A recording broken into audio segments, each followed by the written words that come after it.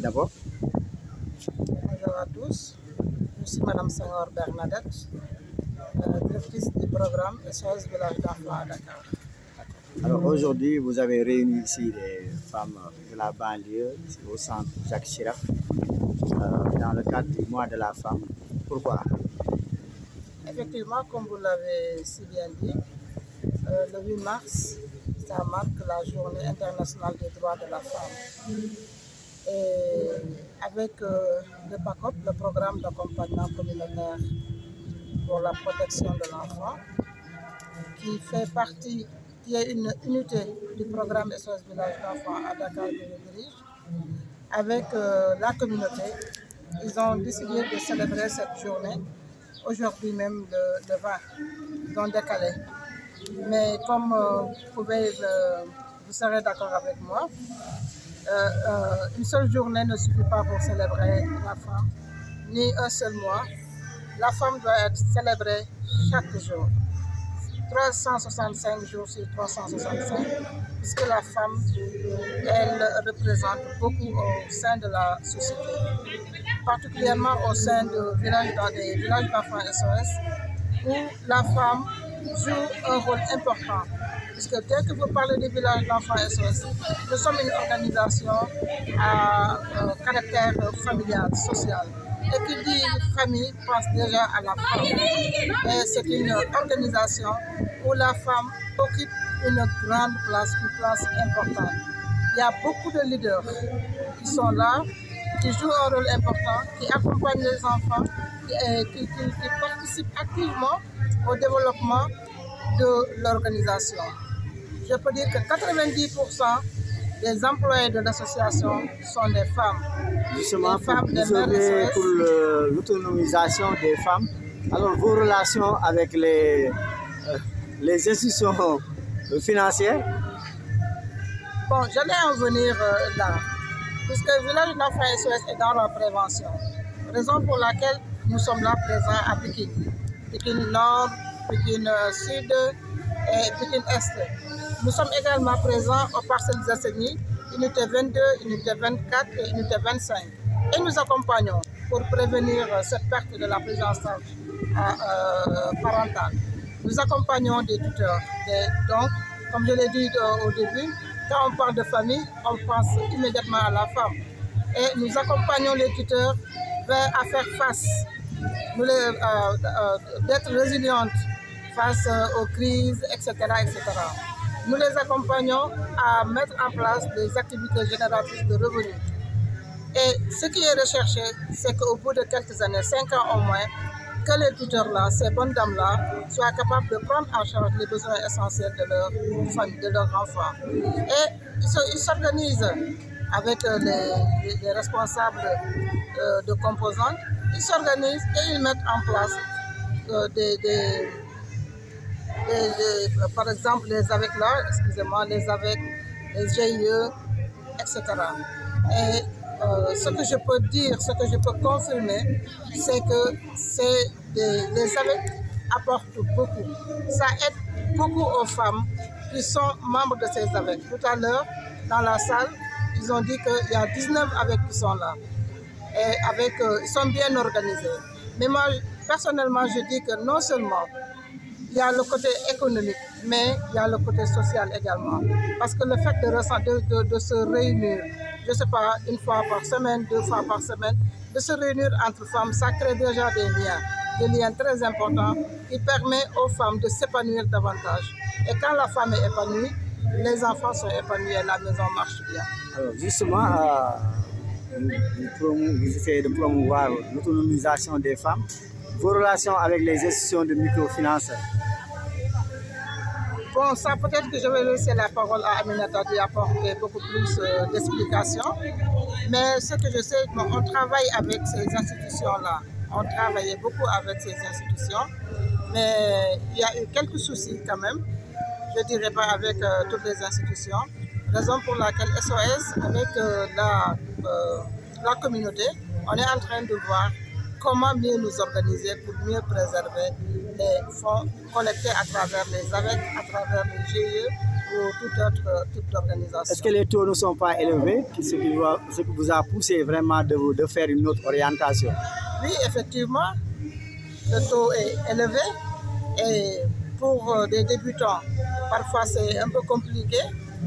Si je prends l'exemple, bon, les banques, rien n'est gratuit à la banque, hein. Tous les services sont payants. Maintenant, si nous pouvons trouver une autre alternative, les dames avec toujours le PACOP SPE, si nous pouvons trouver d'autres alternatives pour éviter quand même ces taux un peu élevés, nous le faisons. Et les témoignages de tout à l'heure ont vraiment montré que ça marche bien. Ce sont même des dames membres de ces AVEC qui donnent des témoignages en disant qu'ils sont beaucoup plus maintenant organisés. Il y a moins d'histoires, moins de plaintes, etc. Parce que le PACOP est là qui les accompagne. Elles sont formées, ces dames-là. Tout ça, c'est grâce au PACOP SPE de Pikine. soxna si ci wolof tënkal ñu ko tey lu leen war a seen ndaje bi fii lan la. waaw tey ñu ngi fi daje pour célébrer 8 mars journée internationale des droits de la femme. ni ma ko waxee sànq si kàllaama tubaab benn fan doyut pour célébrer jigéen nii benn weer doyut jigéen dañ ko war a célébrer chaque jour parce que jigéen ñi ñun ñoo ko yor lu gàccee ñu wax ko fierté la sax ñu wax ko si kaw jigéen ñee ko yor jigéen ñi ñoo yor kër yi jigéen ñi ñoo ne si bureau yi jigéen ñi ñoo ne si marché yi jigéen ñi ñoo nekk partout di daan seen doole ngir jàppale seen njaboot kon ñoom dañoo différé seen célébration bi daf ko tey le 20 ñu dajaloo fii ak réseau des AVEC ak AGR yi 19 AVEC ñu ngi fii nii AGR yi xaw ma yi fi nekk xam naa tam ne noonu la bëree wala ñu ëpp loolu téeméeri yoon ñu dajaloo ñun ñëpp pour fêter suñu journée ensemble si thème année bi investir en faveur des femmes accélérer le rythme su ñuy wax investir en faveur des femmes tam ba yegg si village d'enfants SOS nga xam ne foofu la raay bi génnee ndax SOS dafay investir day former ay jigéenam jigéen yaa ngi fa ñi nekk ay mère SOS ñi nekk ay directrice ñi nekk ay responsable directrice école ñi nekk ay responsable si ay unités yu bëri ma jël par exemple Aminata bii taxaw nekk coordinatrice bu PACOP bu Pikine bii nii sama xel dem si Mame Gueye nekk coordinatrice bu ñu nekkal Parcelles Assainies man maa ngi nii en tant que directrice programme Oumou Baro Yatou ñoom ñëpp vraiment sans compter nag suñu directrice nationale yàlla daf muy soxna bu baax soxna bu ñu yërëm soxna buy jàppale jigéen SOS day formé ay jigéenam bu baax a baax. yéen a ngi dox si lenn mooy maanaam jigéen ñi bañ a toog kese bañ a def dara te xeex ndóol ñu ngi suqaliku waaye nag am na benn jafe-jafe boo wax sànq mooy mbirum mutuelle yi ndax taux yi ñuy teg nga ne looloo tax sax yéen ngeen def beneen orientation fu mu toll nii. waaw effectivement mutuelle yi ñëpp xam nañ ne banque moom rien n'est gratuit à la banque muy mutuelle muy beneen banque lu muy def service bu mu lay defal da ngay fay te boo ñëwee si communauté yu mel nii ñuy góorgóorlu pour gën a mën a suqale ko bu baax buñ si naree teg ay taux yu cher day indi jafe-jafe moo tax ñu ngi nekk ensemble di chercher les moyens pour mun a développer suñu avec yi nii sans autant ñu jaar si mutuelle wala dara mais nag taxul tamit ñu bàyyi ñu ngi leen di sensibiliser pour ñu mun a ubbi ay compte feneen parce que xaalis comme ni ñu koy waxee xaalis dafa bëri saytaane te comme ni ko ndaw si waxee sànq c'est vrai avec le soutien de SOS am na ay difficultés yu bëri yu ñu doon amatul ko parce que elles sont formées donc xam nañu bu baax xam na njëriñ avec xam na ñun koy toppatoo. léegi nga ne sax dañ leen doon woo ay police ak yooyu waaye léegi loolu wàññeeku na. waaw loolu moom ñoom ñoo ko seede sànq nii si biir responsable avec yi ñoo ko seede dañ leen doon woo ay police yow lekk na xaalis ba dugg na fii tontine ma yëpp jaxasoo waaye ak ndimbalu village d'enfants SOS à travers le PACOP vraiment jigéen ñi def nañ témoignage bu neex si xol amatuñu pratiquement benn problème bu demee noonu au contraire te seen avec yi ñuy dox macha allah bu baax a baax. Voilà, vous présentez. C'est Aminata Tall, coordonnatrice locale du programme PACOP SPE de Pikine. D'accord. Alors aujourd'hui, c'est une occasion aussi pour vous pour sensibiliser les femmes non seulement sur leurs droits, mais je suis sur le devoir dans la société. Est-ce que vous pouvez revenir sur ça? Bon, à l'occasion de la célébration de la journée du 8 mars, nous avons convié l'ensemble des associations auxquelles nous accompagnons. Donc, il y a des associations villageoises d'épargne et de crédit, il y a des AGR de groupe.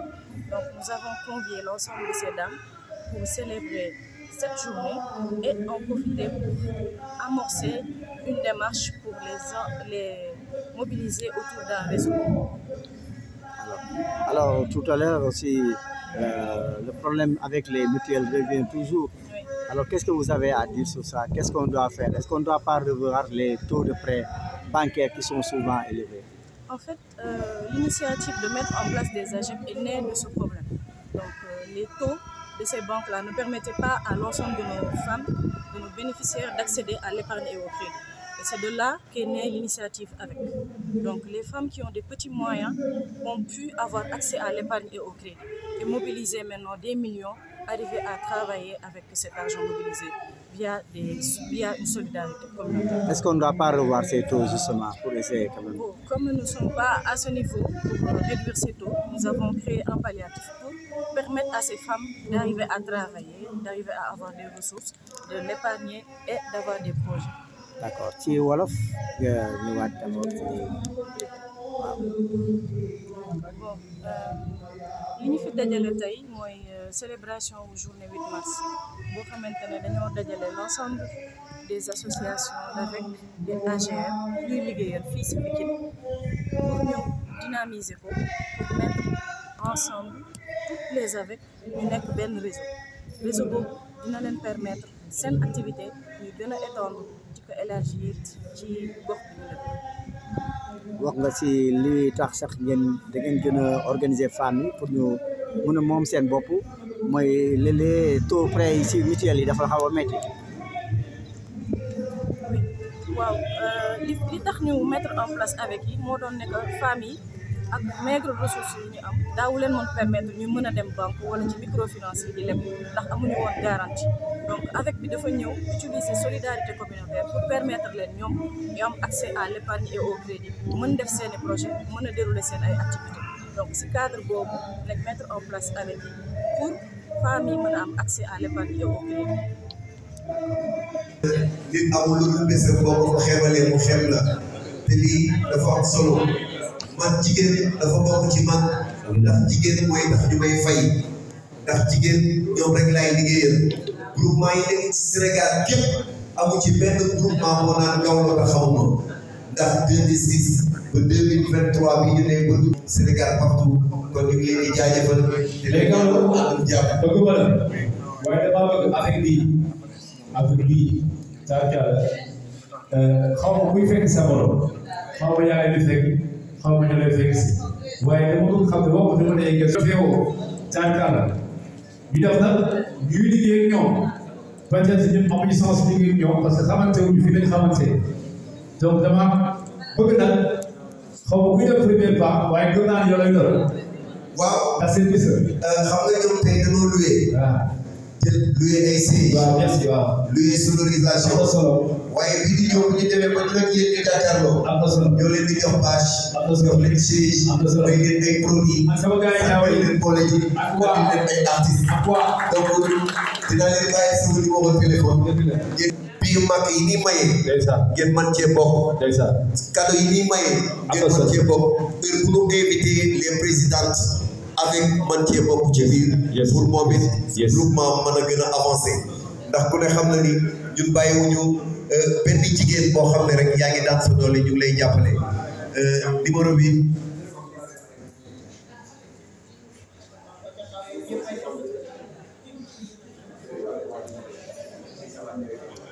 merci beaucoup As. Merci beaucoup. Merci beaucoup As pour l'animation.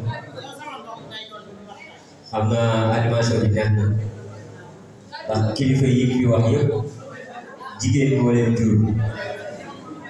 Encore une fois merci.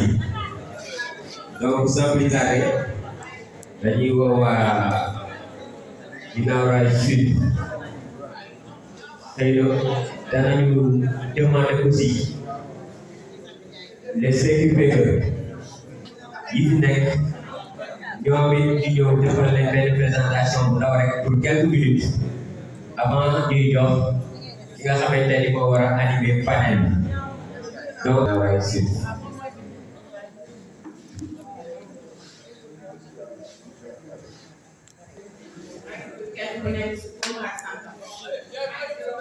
ñoo tax waa SOS ñoo tax ñu mën a dara ba taxaw ci mbooloo mi di wax di ñu dimbale ci seen doole war ñu ñoo xamante ne noonu la ñuy liggéeyee bi ñu ñëwee ci ñun